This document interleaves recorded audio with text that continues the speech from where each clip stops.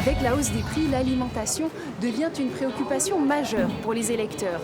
Et dans cette circonscription, très agricole, le débat porte forcément sur les circuits courts. Est-ce un enjeu important pour les électeurs? C'est à table qu'on va leur poser la question. Alors, est-ce que pour vous, l'alimentation, c'est un thème important dans les grands débats politiques à venir? Oui, parce que ça a un lien avec l'écologie et le réchauffement climatique, donc ça me semble assez important, oui. C'est compliqué, il faut faire des choix, et il va falloir faire des choix rapidement, et l'alimentation fait partie un peu de tous les choix environnementaux. Enfin, moi j'englobe ça avec les choix environnementaux, quoi. Favoriser aussi une alimentation plus saine dans les cantines, dans les hôpitaux, etc. Donc avec des circuits courts.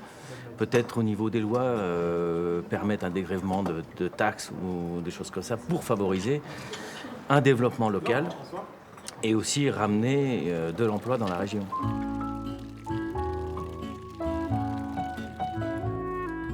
Dans son bistrot, justement, Margot fait tout pour se fournir uniquement à proximité. Est-ce que ça pose des difficultés quand même quand on gère un bistrot comme vous? Alors tout à fait, le plus gros problème, ça va être l'approvisionnement. En fait, c'est toute la logistique, ce qui est prise de commande. Et aussi après de réussir à se faire livrer. Surtout aujourd'hui avec l'augmentation du prix de l'essence et tout ça, on le comprend, nos producteurs, c'est compliqué de venir nous livrer 18 salades et de faire 20 km juste pour 18 salades. Donc on a la chance dans les Hautes-Alpes aujourd'hui en fait, d'avoir une plateforme qui s'appelle Échange Paysan, qui eux font le tour de toutes les fermes des Hautes-Alpes pour nous livrer, nous professionnels, avec leurs produits. Et ça, c'est top. Et en fait, il y a quelque chose qui s'est inversé entre l'offre et la demande. Avant, c'était les clients, entre guillemets, professionnels qui avaient la force, qui avaient le pouvoir. Maintenant, c'est complètement en train de s'inverser. En fait, il n'y a plus assez de production pour réussir à contenter tout le monde. Donc, c'est top pour eux, mais c'est compliqué pour nous.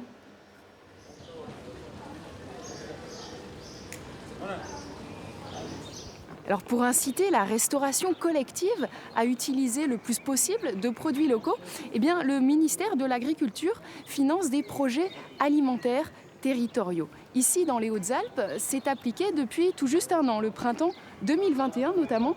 Avec vous, Sébastien Belu, quelles actions concrètes vous menez? Vous avez des exemples? Oui, bien entendu. Alors, il y a quelques semaines de cela, on était avec les gestionnaires de cantines chez un producteur d'œufs bio dans la vallée du Buèche. La particularité de ce producteur, c'est qu'il a monté une casserie. C'est-à-dire qu'il a une chaîne qui permet de casser les œufs et de récupérer juste le blanc et le jaune. En collectivité, c'est bien entendu beaucoup plus simple lorsqu'on doit faire une omelette pour 50 ou 100 enfants, d'avoir des bidons avec les œufs sans la coquille et de pouvoir les cuisiner comme bon leur semble. Donc le but, c'est de mettre en relation ces acteurs, c'est ça? Exactement, de mettre en relation et de stimuler le recours aux produits locaux.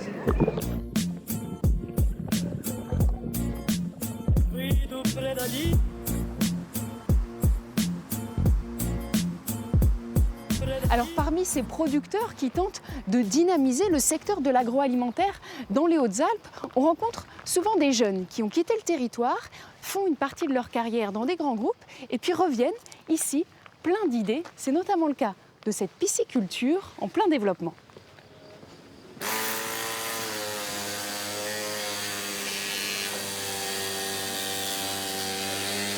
Aujourd'hui, dans l'alimentaire, c'est vraiment pas un secteur d'activité où les marges sont très fortes.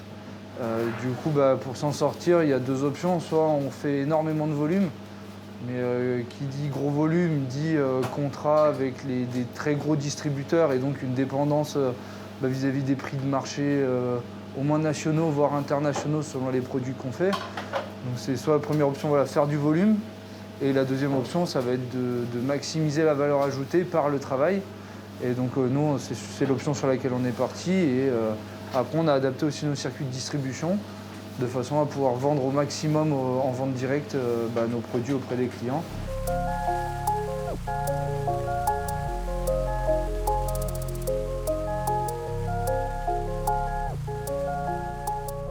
Quelle est pour vous la difficulté majeure de votre secteur aujourd'hui?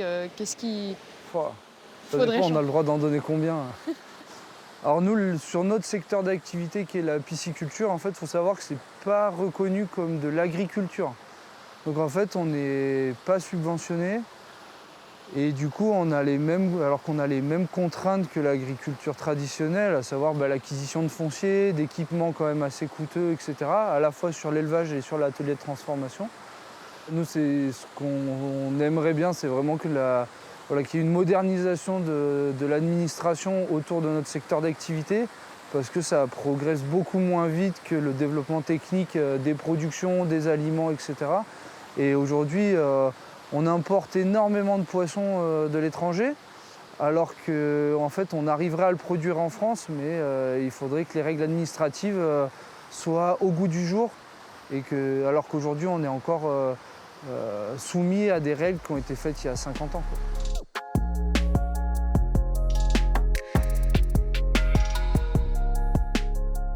C'est la fin de notre place politique dans les Hautes-Alpes, des entrepreneurs aux agriculteurs en passant par les chefs cuisiniers. Tous nous ont donné leur avis sur les grands enjeux de notre territoire. Maintenant, c'est à vous de voter.